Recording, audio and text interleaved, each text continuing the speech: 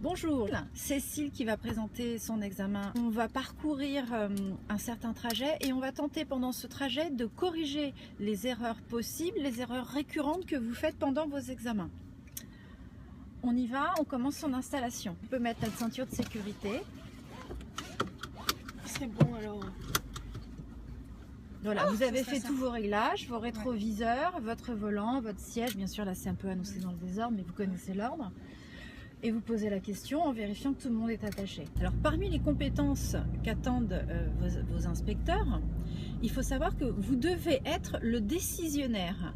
Vous êtes le commandant de bord. Vous devez être capable de prendre les décisions tout seul, sans qu'il y ait quelqu'un à côté de vous dans la voiture. Donc il va voir comment vous gérez chacun des obstacles que vous rencontrez, quelles décisions vous prenez, est-ce que votre regard est suffisamment porté loin pour pouvoir prendre une décision en amont et pas arriver à la hauteur de l'obstacle pour dire tiens, qu'est-ce que je fais, est-ce que je pile, est-ce que je déboîte, trop tard, si j'ai plus le temps.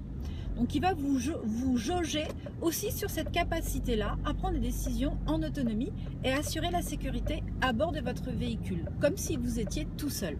Alors dans le cadre d'une insertion, je tourne la tête pour regarder brièvement. Il ne s'agit pas de faire un contrôle qui soit trop long, parce que bien évidemment, lorsque vous faites un contrôle trop long, vous portez votre regard en dehors de votre trajectoire, donc vous changez votre trajectoire aussi. Et bien sûr, il faut accélérer pour ne pas contraindre les autres usagers qui sont derrière vous au ralentissement. Alors, lorsqu'on se trouve sur une voie rapide ou sur une autoroute, effectivement là c'est une ligne droite ou une légère courbe, on vient interroger régulièrement ses rétroviseurs et surtout son rétroviseur gauche pour éventuellement laisser un usager en deux roues remonter la file. Donc même si c'est embouteillé, j'ai quand même une observation constante pour faciliter la place aux autres usagers et éventuellement me déporter sur la droite, le laisser remonter.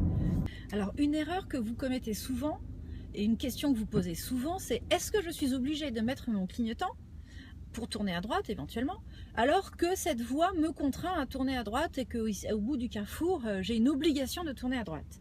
Alors oui, je mets mon clignotant, même si effectivement j'ai l'obligation de tourner à droite. Je préviens les usagers qui sont derrière moi de mon intention, d'abord parce qu'ils n'ont peut-être pas accès à la signalisation au bout de l'intersection, mais je dois prévenir de quelle est mon intention à chaque intersection, même si j'ai une contrainte, soit de tourner à droite, soit de tourner à gauche.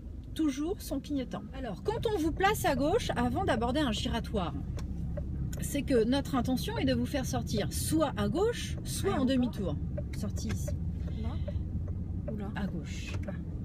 Donc, quand vous arrivez sur le giratoire avant de rentrer et que vous êtes placé dans la voie de gauche avant même de rentrer, pensez déjà à mettre votre clignotant à gauche, puisque la sortie sera soit à gauche, soit en demi-tour.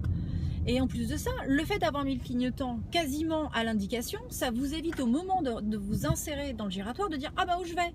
Est-ce que je vais à droite ? Non, vous êtes placé à gauche, clignotant à gauche. » Et votre sortie, ce sera soit du gauche, soit du demi-tour. J'espère que j'ai pu vous aider. Je vous dis à très bientôt et surtout, n'oubliez pas de partager.